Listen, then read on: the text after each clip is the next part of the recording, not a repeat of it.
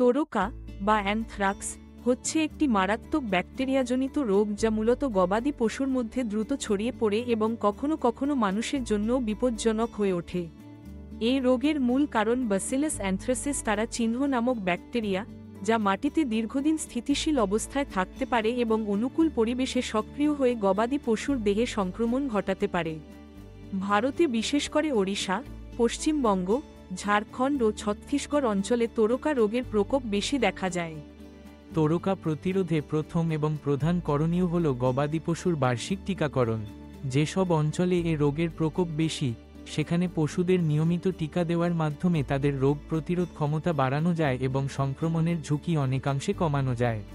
টিকাকরণের পাশাপাশি সংক্রমিত পশুর মৃতদেহ সঠিকভাবে নিষ্পত্তি করা অত্যন্ত গুরুত্বপূর্ণ।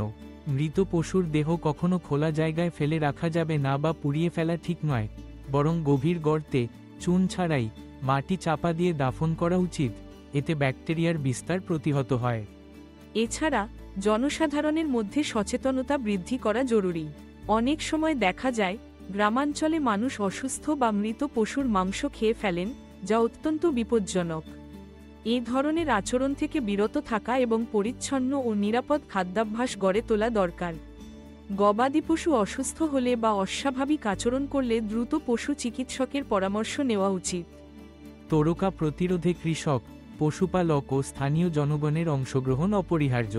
নিয়মিত পশু স্বাস্থ্য পরীক্ষা, খামারে পরিচ্ছন্নতা বজায় রাখা এবং সন্দেহভাজন রোগের খবর দ্রুত স্বাস্থ্য বিভাগে জানানো, এসব পদক্ষেপের মাধ্যমে আমরা তোরকার মতো প্রাণঘাতী রোগ থেকে আমাদের গবাদি পশু এবং নিজেদের রক্ষা করতে পারি।